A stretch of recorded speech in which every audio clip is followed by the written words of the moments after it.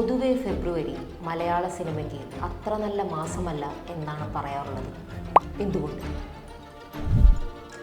ഒന്നാമത്തെ കാരണം, ഓണം, വിഷു, ക്രിസ്മസ് തുടങ്ങിയ ആഘോഷ പരിപാടികളൊന്നും ഫെബ്രുവരിയിലില്ല. രണ്ടാമത്തെ കാരണം, സ്കൂളുകളിലെ ബഡാ ബോർഡ് എക്സാമുകൾക്ക് മുമ്പുള്ള ചോട്ട മോഡൽ എക്സാമുകൾ നടക്കുന്നത് ഫെബ്രുവരിയിലാണ്. അതുകൊണ്ട് കുട്ടികളും കുടുംബവും ഒന്നും തിയേറ്ററിലേക്ക് വരില്ല എന്നാണ് ഒരു വെപ്പ്. ഈ കാരണങ്ങൾ കൊണ്ട് സാധാരണ നല്ല സിനിമകൾ ഇറക്കാറില്ല പേടിച്ച്. So sad. പക്ഷേ കഴിഞ്ഞ കുറച്ച് വർഷങ്ങളിൽ കേരളത്തിന്റെ കഥ മാറി.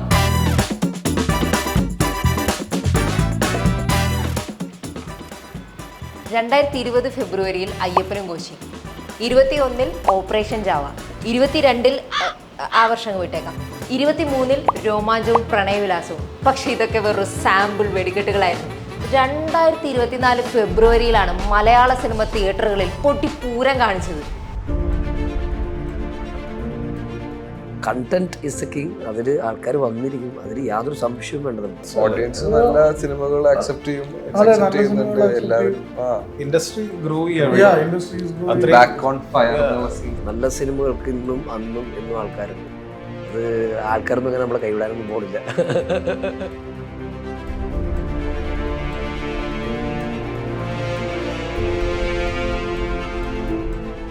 2024 ശരിക്കും ന്യൂ ഇയർ റെസൊല്യൂഷൻ എടുത്തിട്ടുള്ളത് മലയാള സിനിമയാണെന്ന് പറയാം. കാരണം ജനുവരിയിൽ ഇറങ്ങിയിട്ടുള്ള ഓസ്ലർ അടക്കം ഇപ്പം 2 മാസം കഴിയുമ്പോഴേക്കും 5ഓളം ഹിറ്റുകൾ മലയാളത്തിൽ സംഭവിച്ചു കഴിഞ്ഞു.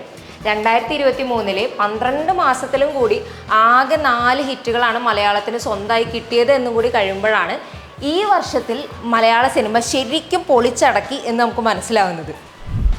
ഇക്കൂട്ടത്തിൽ ഫെബ്രുവരി കുറച്ചുകൂടെ സ്പെഷ്യലാണ്. കാരണം ഫെബ്രുവരിയിൽ മാത്രമായിട്ട് 200 കോടിയാണ് കേരളത്തിലെ തിയേറ്ററുകൾ വാരിക്കൂട്ടിയത്. ഈ അടുത്ത വർഷങ്ങളിൽ മാത്രമല്ല, ഒരു പക്ഷേ മലയാള സിനിമയിലെ തന്നെ ഏറ്റവും കളക്ഷൻ നേടിയ മാസമായിരിക്കും ഇക്കഴിഞ്ഞ ഫെബ്രുവരി. അടുത്ത കാലത്തൊന്നും ഇങ്ങനെ 4 ഹിറ്റൊന്നും ഉണ്ടായിട്ടില്ല. 10-15 കൊല്ലം നോക്കിക്കഴിഞ്ഞാൽ പുറകോട്ട് നോക്കിക്കഴിഞ്ഞപ്പോൾ ആക്ച്വലി എൻ്റെ ചെറിയ എക്സ്പീരിയൻസിലും പിന്നെ ആളുകൾ പറഞ്ഞും കേട്ടിരിക്കുന്ന ഒരു സെയിം മന്ത് ഇത്രയും 4 പടങ്ങൾ ഇതുപോലെ സക്സസ്ഫുൾ ആയിട്ടുണ്ടോ എന്ന് അറിയില്ല. കാരണം അത് ചെക്ക് ചെയ്ത് നോക്കേണ്ടി വരും. അത് റെയറായിട്ട് സംഭവിക്കുന്ന ഒരു കാര്യമായിരിക്കാം. പക്ഷേ നല്ലതാണ്. കാരണം നമുക്കൊരു വർഷം സ്റ്റാർട്ട് ചെയ്തു, ഇൻഡസ്ട്രിക്ക് ഇതെല്ലാ പടങ്ങളും ഓടുന്നതും കളക്ട് ചെയ്യുന്നതും ഓഡിയൻസ് തിയേറ്ററിലേക്ക് വരുന്നു എന്നുള്ളതും സന്തോഷമുള്ള കാര്യമാണല്ലോ. 38ഓളം സിനിമകളാണ് 2 മാസത്തിനുള്ളിൽ മലയാളത്തിൽ ഇറങ്ങിയിട്ടുള്ളത്. അതിൽ 5 എണ്ണം മികച്ച വിജയം സ്വന്താക്കി. അതൊരു ചെറിയ നമ്പറല്ല. മാത്രമല്ല, ആട്ടം പോലുള്ള പരീക്ഷണ ചിത്രം ഫെസ്റ്റിവലുകൾക്കിൻ്റെ ഒക്കെ അപ്പുറത്തേക്ക് ആഘോഷിക്കപ്പെടുകയും ഭേദപ്പെട്ട കളക്ഷൻ നേടുകയും ചെയ്തു. 1.5 കോടിക്ക് മുകളിൽ ആട്ടം നേടിയെന്നാണ് റിപ്പോർട്ടുകളുള്ളത്. നിലവിലെ ബോക്സ് ഓഫീസ് റിപ്പോർട്ടുകൾ പ്രകാരം ജനുവരി 11 ഇറങ്ങിയ ഓസ്ലറിൻ്റെ വേൾഡ് വൈഡ് കളക്ഷൻ 40 കോടിയാണ്. വേറിട്ട വേഷത്തിലൂടെയുള്ള ജയറാമിൻ്റെ ഒരു തിരിച്ചുവരവ്, മമ്മൂട്ടിയുടെ ക്യാമിയോ, 5-ാം പാതിരയ്ക്ക് ശേഷമുള്ള മിഥുൻ മാനുവൽ തോമസിൻ്റെ ഇൻവെസ്റ്റിഗേഷൻ ത്രില്ലർ എന്നിവ ചിത്രത്തിന് വലിയൊരു ഹൈപ്പ് കൊടുത്തിട്ടുണ്ടായിരുന്നു. റിലീസിന് ശേഷം ചില പോരായ്മകളൊക്കെ ചൂണ്ടിക്കാണിക്കപ്പെട്ടെങ്കിലും പ്രതീക്ഷകൾ ഒരു പരിധി വരെ കാക്കാൻ സിനിമയ്ക്ക് കഴിഞ്ഞു. ഒപ്പം ജയറാമിന് കരിയറിലെ വലിയ വിജയവും കൊടുത്തു. നെക്സ്റ്റ് വന്ന ജനുവരി 25 ഇറങ്ങിയ മലൈക്കോട്ടെ വാലിബൻ പക്ഷൻ തിയേറ്ററുകളെ നിരാശരാക്കി. ലിജോ ജോസ് പല്ലിശ്ശേരി, മോഹൻലാൽ കൂട്ടുകെട്ടിൽ അവതരിച്ച വാലിബൻ തിയേറ്ററുകളെ കുലുക്കുമെന്നൊരു പ്രതീതിയൊക്കെ സൃഷ്ടിച്ചിരുന്നെങ്കിലും റിലീസോടെ എല്ലാം തകിടം മറിഞ്ഞു. സോഷ്യൽ മീഡിയയിൽ വിമർശനങ്ങൾ നിറഞ്ഞു. പിന്നീടുള്ള ദിവസങ്ങളിൽ സിനിമയെക്കുറിച്ച് പോസിറ്റീവായിട്ടുള്ള അഭിപ്രായങ്ങളും വ്യത്യസ്തമായിട്ടുള്ള എഴുത്തുകളൊക്കെ വന്നെങ്കിലും ബോക്സ് ഓഫീസിൽ ഉണർന്നെണീക്കാൻ പറ്റിയില്ല. അങ്ങനെ തിയേറ്ററുകളൊക്കെ വിഷമിച്ചിരിക്കുമ്പോഴാണ് ഫെബ്രുവരി 9 അന്വേഷിപ്പൻ കണ്ടെത്തും, പ്രേമലു എന്നീ 2 സിനിമകൾ വരുന്നത്. രണ്ടിനും ഒരുപാട് ഹൈപ്പൊന്നും ഇല്ലായിരുന്നു. ടൊവിനോ ചിത്രം, നസ്ലൻ മമിത ടീമിനെ വെച്ചിട്ട് ഗിരീഷ് ഷേഡിയുടെ ഒരു സിനിമ എന്നിങ്ങനെയുള്ള ചില ഘടകങ്ങളാണ് റിലീസിന് മുൻപ് ചർച്ചയിലുണ്ടായിരുന്നത്. പക്ഷേ രണ്ടും തിയേറ്ററിലേക്ക് ആളുകൾ എത്തിച്ചു. മൗത്ത് പബ്ലിസിറ്റി കയറി കൊളുത്തി എന്ന് തന്നെ നമുക്ക് പറയാൻ പറ്റും. സ്ലോ പേസ് ത്രില്ലർ, നീറ്റായിട്ട് ഒരുക്കിയിട്ടുള്ള ഒരു പീരിയഡ് സെറ്റിംഗ്, നല്ല മേക്കിങ്ങും പെർഫോമൻസുകളും, ഇതാണ് അന്വേഷിപ്പൻ കണ്ടെത്തും എന്ന ചിത്രത്തിന് ഗുണം ചെയ്തതെന്നാണ് കരുതപ്പെടുന്നത്. ചിത്രം ബോക്സ് ഓഫീസിൽ നിന്ന് 20 കോടിയിലേറെ നേടിയെന്നാണ് റിപ്പോർട്ടുകൾ. 50 കോടിയിലേറെ ടോട്ടൽ ബിസിനസ് നേടിയെന്ന് അണിയറ പ്രവർത്തകർ അറിയിക്കുന്നുണ്ട്. ഒരു സിംഗിൾ റിലീസായിട്ട് കൊണ്ടുവന്നാലും മറ്റ് മൂവീസിൻ്റെ കൂടെ കൊണ്ടുവന്നെന്ന് പറഞ്ഞു കഴിഞ്ഞാലും നമ്മുടെ പടം നല്ലതാണെങ്കിൽ ഓഡിയൻസ് സ്വീകരിക്കും, ഓഡിയൻസ് കാണും എന്നുള്ളായിരുന്നു നമ്മുടെ വിശ്വാസം. അപ്പം നമ്മുടെ കണ്ടന്റിലുണ്ടായിരുന്ന അല്ലെങ്കിൽ നമ്മുടെ മൂവിയിലുണ്ടായിരുന്ന നമ്മുടെ ട്രസ്റ്റാണ്. അതിപ്പം തിയേറ്ററിൽ വന്നപ്പോഴും നമ്മുടെ ട്രസ്റ്റ് കീപ്പ് ചെയ്യാൻ പറ്റി, ഓഡിയൻസ് വന്നു കാണുന്നതിൽ നമുക്ക് സന്തോഷമാണുള്ളത്. പ്രേമലു തിയേറ്ററുകളിൽ കാട്ടുതീ പോലെയാണ് പടർന്നത്. തണ്ണീർമത്തനും സൂപ്പർ ശരണ്യയ്ക്കും ശേഷം ഗിരീഷ് ഏടിയുടെ ഹാട്രിക് വിജയമായിട്ട് ഈ സിനിമ മാറി. ഏറെ നാളുകൾക്ക് ശേഷമുള്ള മലയാളത്തിലെ സക്സസ്ഫുൾ റോംകോമുമായി റിലേറ്റ് ചെയ്യാൻ കഴിയുന്ന, പ്രത്യേകിച്ച് യങ്സ്റ്റേഴ്സിന് കുറച്ചുകൂടി അധികമായിട്ട് റിലേറ്റ് ചെയ്യാൻ കഴിയുന്ന സീനുകളും കോമഡികളുമാണ് സിനിമയ്ക്ക് വമ്പൻ റീച്ച് കൊടുത്തത്. ഇപ്പോൾ 20 years ഉള്ള പിള്ളേരുടെ താഴെയുള്ളവരുടെ സിനിമകളാണ് ഓടണേ. ഫാമിലീസ് എന്ന് പറഞ്ഞ പടം വളരെ കുറവായിട്ടേ വരുന്നുള്ളൂ. ഇപ്പോൾ 20 വയസ്സ് 22 വയസ്സ് താഴെയുള്ള പിള്ളേർക്ക് പറ്റിയ ഹിന്ദി ആയാലും ഇംഗ്ലീഷ് ആയാലും മലയാളം ആയാലും തമിഴായാലും ഓടും.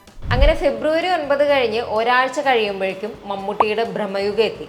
ഫെബ്രുവരി 15 എത്തിയിട്ടുള്ള ഈ രാഹുൽ സദാശിവന്റെ ബ്ലാക്ക് ആൻഡ് വൈറ്റ് എക്സ്പെരിമെന്റ് പ്രേക്ഷകർക്കും നിരൂപകർക്കും ഇടയിൽ ഒരുപോലെ പോസിറ്റീവായിട്ടുള്ള ഒപ്പീനിയൻസ് നേടി. ചിത്രം 60 കോടിക്ക് മേലെ ഇപ്പം നേടിയെന്നാണ് റിപ്പോർട്ടുകൾ.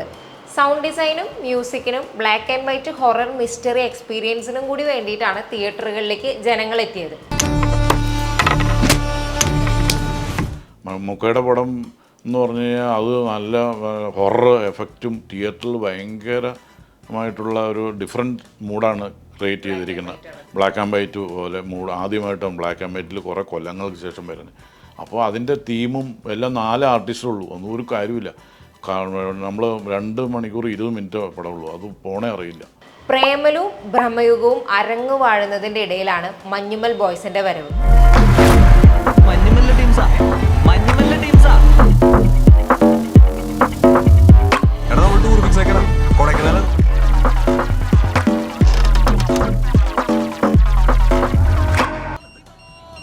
അതൊരു 1.5 വരവായിരുന്നു.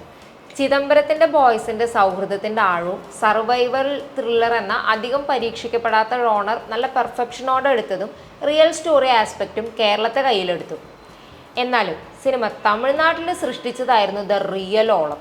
കൺമണിയും ഗുണ കേവ്സും കൊടൈക്കനാലും ചേർന്ന് തമിഴ് മണ്ണിൽ ഒരു മലയാള സിനിമ കുറിക്കുന്ന ഒരു ചരിത്രമാണ് നീട്ടിവെച്ചത്. 100 കോടിയുടെ കൊടുമുടി കയറിയ മഞ്ഞുമൽ ബോയ്സിൻ്റെ ഇനി മുന്നോട്ടുള്ള കുതിപ്പിൽ തമിഴ്നാടായിരിക്കും കൂടുതൽ പങ്കുവഹിക്കാൻ പോകുന്നത്. അവിടെ ഓപ്പണിംഗ് കിട്ടിക്കഴിഞ്ഞാൽ ഇനി പ്രൊഡ്യൂസേഴ്സ് നല്ല പടം എടുത്ത് അവിടെയും കൊടുത്തു കഴിയുമ്പോൾ പ്രൊഡ്യൂസേഴ്സിന് കൂടുതൽ സിനിമ പൈസ ക്യാച്ച് ചെയ്യാൻ പറ്റും. അപ്പോൾ വേറെ സിനിമകൾ ആ പ്രൊഡക്ഷൻ വിജയിച്ച് കഴിഞ്ഞാൽ അടുത്ത പടം വേഗം പ്ലാൻ ചെയ്യും. നമ്മൾ ചെയ്യുന്ന മൂവീസ് ആട്ടെ അല്ലെങ്കിൽ മറ്റ് പ്രൊഡക്ഷൻസ് ചെയ്യുന്ന മൂവീസ് ആട്ടെ അതിനൊക്കെ കുറച്ചും കൂടെ ഒരു വിൻഡോസ് ഓപ്പൺ ചെയ്ത് കിട്ടുക, അല്ലെങ്കിൽ നമുക്ക് കുറച്ചും കൂടെ ഇപ്പം നമുക്കൊരു അവിടെയുള്ള ആളുകൾ നമ്മുടെ സിനിമ എക്സ്പീരിയൻസ് ചെയ്യുമ്പോഴാണല്ലോ അടുത്ത പടം വരുമ്പോഴും നമുക്കത് കൂടുതൽ പ്ലേസ് ചെയ്യാൻ പറ്റുന്നത്. അപ്പോൾ തിയേറ്ററുകളിൽ ഇറങ്ങിയതിന് ശേഷം സംഭവിച്ച കാര്യങ്ങളെ കുറിച്ചിട്ടുള്ള കുറച്ച് നിഗമനങ്ങളാണ് ഈ പറഞ്ഞത്. ഈ സിനിമകളുടെ വിജയത്തിന് കൂടുതൽ കാരണങ്ങളുണ്ട് എന്ന് നിങ്ങൾക്ക് തോന്നുന്നുണ്ടെങ്കിൽ അത് കമൻറ്റുകളിൽ പറയാം. ഇനി സിനിമ ഇറങ്ങും മുൻപുള്ള ചില കാര്യങ്ങളെ കുറിച്ച് കൂടി പറയാം.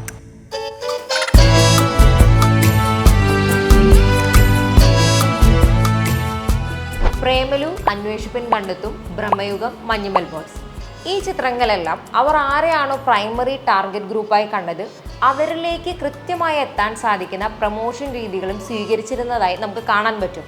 പ്രമോഷൻ ഇൻ്റർവ്യൂസ്, ലോഞ്ച് ഇവൻറ്റുകൾ എന്നീ യൂഷ്വൽ പരിപാടികൾക്കൊപ്പം ഓരോ സിനിമയും ഇങ്ങനെ ചില ഫോക്കസ് ഗ്രൂപ്പ് അല്ലെങ്കിൽ ഒരു സ്പെഷ്യൽ പരിപാടികൾ ചെയ്തിരുന്നു. പിന്നെ സിനിമ കാണാനെത്തുന്നവർ എന്താണ് പ്രതീക്ഷിക്കേണ്ടത് എന്നതിനെ പറ്റി റിയലിസ്റ്റിക് ആയിട്ടുള്ള ചില പ്രതീക്ഷകളാണ് ഈ സിനിമകളൊക്കെ നൽകിയത്. പ്രേമലു ഇൻസ്റ്റാ ഇൻഫ്ലുവൻസേഴ്സിനെയും യൂട്യൂബ് കണ്ടന്റ് ക്രിയേറ്റേഴ്സിനെയും കൂടുതലായി ഫോക്കസ് ചെയ്തിരുന്നു. ബ്രഹ്മയുഗം സിനിമയെക്കുറിച്ചുള്ള ആകാംക്ഷ നിലനിർത്താൻ ഉദ്ദേശിച്ച് റിലീസിന് മുൻപുള്ള അഭിമുഖങ്ങൾ 1-2 മാത്രമായി ചുരുക്കി.